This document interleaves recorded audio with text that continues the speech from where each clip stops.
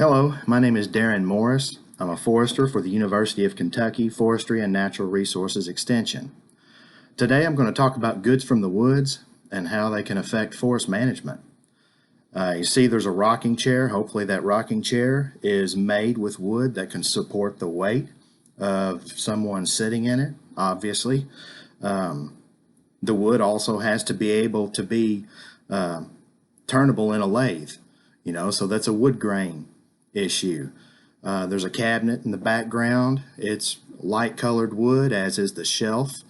There's a dark colored desk and a picnic table, which hopefully the bench on the picnic table is made from something like ash or hickory and not sycamore or sweet gum, right? Persimmon is used to make golf club heads. It's a very dense wood. The wood grain in persimmon allows this rounded shape of the golf club head. It holds up well to what a golf club needs to do. Maple is used for bowling alley lanes. If you can see, that's a bowling alley. Hard maple is very dense, very hard. The northeastern United States grows very dense maple, which they use to make bowling alley. Of course, the baseball bat, that's white ash. They've also tried making baseball bats out of hickory, sugar maple, but what happens when the bat breaks, it splinters. It can splinter really badly, and it throws very sharp splinters, possibly towards the pitcher. It could be dangerous. Ash tends to make the best baseball bats, as we know. White oak, used for bourbon barrels. White oak has certain chemical properties that, when charred, create the flavors and colors that we find in bourbon. White oak also has closed pores, which make it ideal for the bourbon, wine, and spirits industries.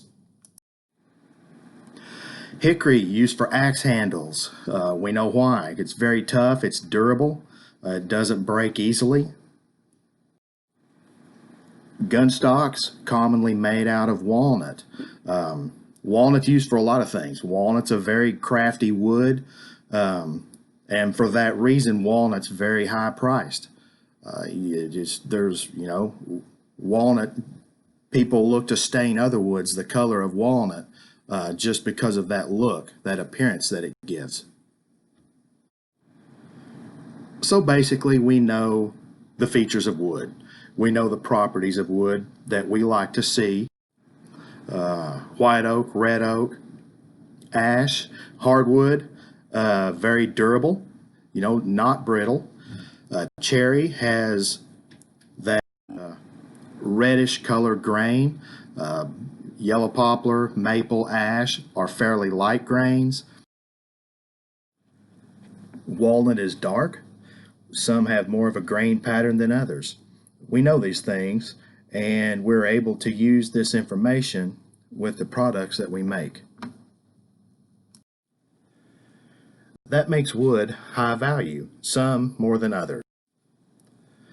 We know that red oak, white oak, black walnut, and black cherry have withstood the test of time. They stay pretty much on top of the market.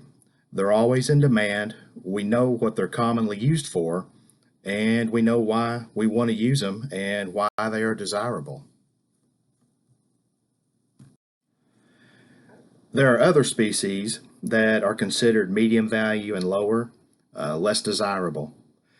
Many of these are used for railroad ties and rough cut lumber.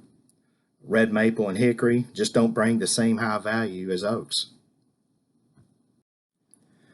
However, that wasn't always the case. Early to mid-1900s, around 1930, red maple became more valuable than red oak and white oak in some parts of the country. For whatever reason, there were many different factors involved. Red maple was actually, for a period of time, worth more than red oak and white oak. A lot of reasons, as I said.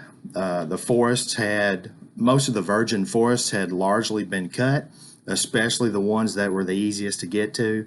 The 1890s logging industry boom in the Northeast and Great Lakes was coming to an end.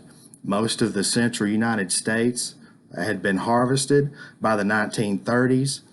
The United States was exporting basically about 25% of the amount of lumber volume that we had been exporting 10 years prior to that. And then also American chestnut all of a sudden was gone. The chestnut blight hit. There's largely no more chestnut left. American chestnut was, had certain characteristics. Perhaps maple replaced some of those. Nonetheless, it didn't last long. It did hit people by surprise, and probably at a good time with the logging industry slowing down. For those reasons, red maple became valuable. Later on, 1995 to 2000, sugar maple all of a sudden demands a higher price at the sawmill than oak does. So that was a big one. How does this happen? Sugar maple in the 1970s was basically hard to get out of the woods. It was low priced at the sawmill. There was not much incentive for the landowners to sell it, for the loggers to take it to the mill. It was hard to cut. Sugar maple is very shade tolerant, which means that its leaves and branches, they don't get shaded out and die. So sugar maple often has a big crown. So why all of a sudden was there such a jump in demand and value? Around that time, lighter colored wood became popular.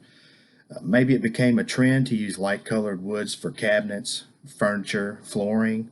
But several months prior to that, that jump in value and demand, magazines were indeed showcasing these light colored maple living rooms and kitchens. Another species where this occurred was hickory, around the same time as sugar maple. It, all of a sudden, like sugar maple, became as valuable as red oak when delivered to the sawmill. It was mostly shagbark hickory and shellbark hickories that were in demand, and really it was that lighter colored sapwood that hickory is known for. So some takeaways from today: the timber industry doesn't decide which species are more valuable. You do, we do. The consumers make that decision. We make that happen by how we use it, why we use it, and how much is available. If every timber species in our forest had value, it would be much easier to do good forest management. And we're in a pretty good situation right now.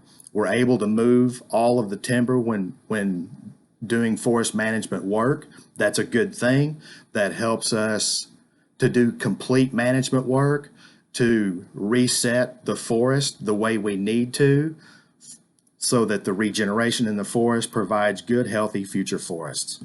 And the number one key is when foresters are out there working with landowners, when loggers are out there doing their jobs, logging this forest, that we basically do it in such a way that maintains healthy and, most important, diverse forests.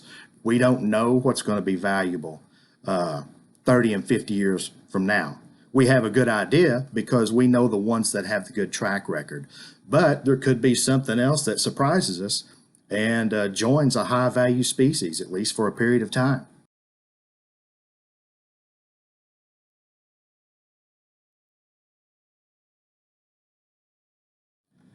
So that concludes Goods from the Woods, and I'm happy to take any questions you may have. Thank you.